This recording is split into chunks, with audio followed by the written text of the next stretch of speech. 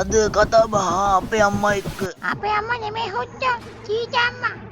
හරි ඔබට ටීචර් අම්මා කියන්නේ ඇයි? බිස්නස් කොට වැඩි කරගන්න ඕනේ. ඒකින්ද මම මටම නමක් දාගෙන පැතිරුවා. ඒක මොකද අවුලක් නැහැ. අද කතාවට එමුකෝ.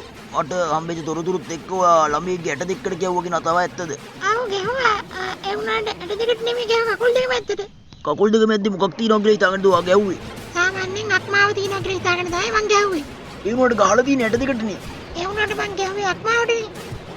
ඒකින්ද මං ඉතින් ඒවා පිළිගන්නේ නැහැ. මම ගැහුවේ අක්මාවට. මං ඇට දෙකට ගැහුවේ නෑ. ඒගොල්ලන්ට ගැව්වේ ඇයි? මොකක් හරි වැරද්දක් කරාද නැත්නම් ඔයාගේ පෞද්ගලික තරහක් තිබ්බද?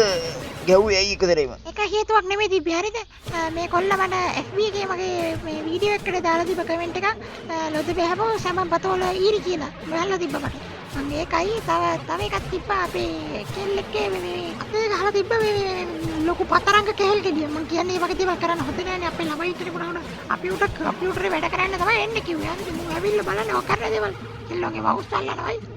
ඉතින් ඒකට නීතිය ක්‍රියාත්මක කරන්න එපා. ඒගොල්ලෝගේ ඇට දෙක තලන්න නැතුව. මං කිව්වනේ කවිත මං ඒකොල්ලගේ ඇට දෙකට නෙමෙයි ගැහුවේ. මං ඒකොල්ලගේ අක්මාවට ගැහුවේ. තේරුණාද? කකුල් දෙක මැද්දේ කොහෙද යකෝ අක්මාවක්. අනේ නවත්තපන් උත්තිය කතාව. තමුදේ ඔය ඇත්තන් මට කියලා ඔයාගේ අක්මාව තලා ගන්න යන්නේ ඈ.